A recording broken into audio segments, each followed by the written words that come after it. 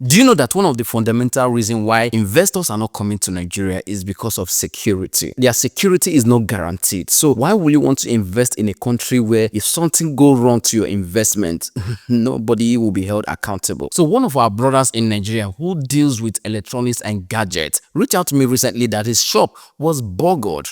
And he went to police, nothing was done. In fact, he has CCTV footage and everything that can help the police do their investigation. And guess what? They did not do anything. Anyway, I will want you to listen to him because this voice note is very long. You need to listen to his explanation and judge by yourself. And you will also help me to tag the appropriate authority. Please, if you know any authority that can help this guy recover his fund, he has lost almost 500 million naira in this. I will need you. Anyway, listen to him. I traveled to China on March 10 for business. I went there to sign a deal with foreigners. Although I've been into this business for like 7 years now, into gadgets business for 7 years. And we are very popular in Asaba, very popular by the grace of God. So recently, while I was in China, I got a message from one of our colleagues that sells gadgets too, that he was robbed. I'll forward his video too. The whole shop was emptied, and total calculated that was taken from the shop is about 150 something million naira was taken away in terms of goods. They even went ahead to even carry JBL speakers, a lot of things, my brother. We were mourning that one and seeking for solution on how to track down those corporates and those people that did those stuff. I returned to Nigeria at the 17th of April. Although I was in Nigeria before the 17th, because you have to stop at Lagos. So when I go to my shop, I resume work normally, expecting those goods to return, those goods that I paid for, and some that were released on loan in China to return. I was waiting for these goods.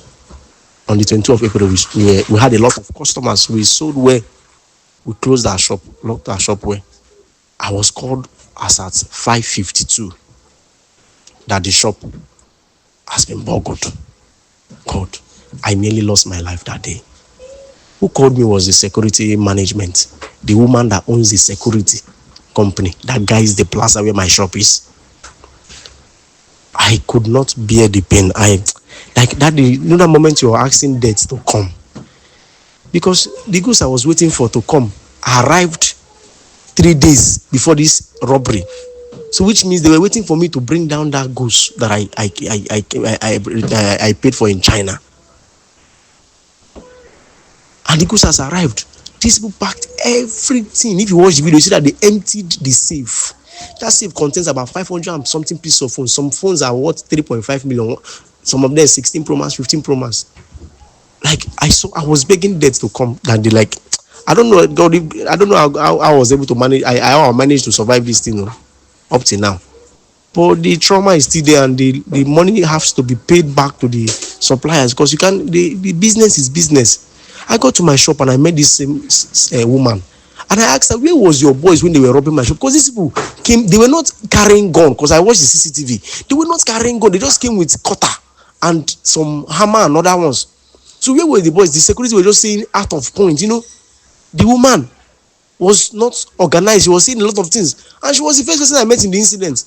Now she's saying they robbed around 1 to 3 a.m. as early as that, but she gave me a call at 5:52. Now one of the securities claimed they tied him. They were two on guard. So where was the other one when they tied the first security man? The other one said he was not aware they were robbing. Now they were hitting. If you watch the CCTV, I'm going to send to you now. You see they were hitting a lot of iron. These people came in a way that everywhere is secure. They came prepared, and they came with this boldness that nothing is going to happen. Because I think, not that I think, I know that the security people are involved in this. Now I asked the woman, who are you? That was when she introduced herself, that she was the one that called me, and she's the security owner. Not knowing that this security company is not even registered, because after investigation we found out it was not registered. Now the security company, instead of doing the right thing of calling police, because I told them I was about to call, they told me they have already called police. The police are on their way. Before I know, 2 mobile policemen without uniform came, and they were like, they want to go and bait and come back. Imagine a robbery where you are seeing the shop is empty, millions of naira. What we calculated that is loss is 503,500,000, because we had 3.5 million naira cash and extra cash in the office that day. Now they carted away with everything, and police were telling me they want to go and change uniform. So I wasn't satisfied. I left to go and get the police myself. Before my own policemen arrived, this same security woman has carried another set of those set of police people that came first and arrested some people in the plaza and went to the A division. There is a police station close to us and dumped them there and ran away. We kept calling her. She did not pick. So the policemen that came with me came from the anti-court unit. They went to the station where this woman went to dump those people and rearrested them. Now they were calling the woman since the woman was one. She didn't even drop any complaint there. She just dumped them there and ran away. So we kept calling her. This woman did not return the call or pick up the call. So everything was looking so suspicious. Now investigation started. Because I was thinking the investigation really started because the police people, they didn't do any investigation. They did not do any investigation. As I'm telling you, they did not do any investigation. They did not do. What? And I went there, I said, this woman is my suspect. They should invite her. They kept calling this woman. She did not come. They kept inviting her. She did not come. For like 3 weeks, this woman did not appear in the station.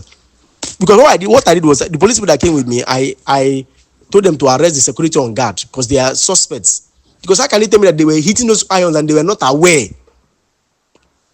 The police people were in the custody of the SACOS unit, that is anti-court unit.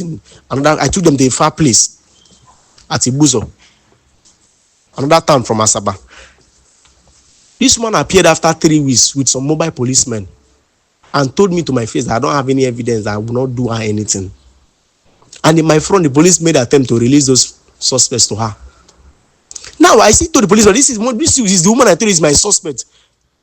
They paid adamant, yes. Like they paid, like they were so adamant. They said, okay, they will look into it. Instead of them to hold the suspect, they told her to go and keep her statement, and they allowed that. They allowed that go. Now, before they allowed that go, the police people she came with were bragging in my front that I cannot do anything, that I don't have any evidence, I cannot do anything, that she's not there, even if she's a suspect, then what will I do? In my front there, I was disappointed in the Nigerian police that day. I was disappointed. So please, I want this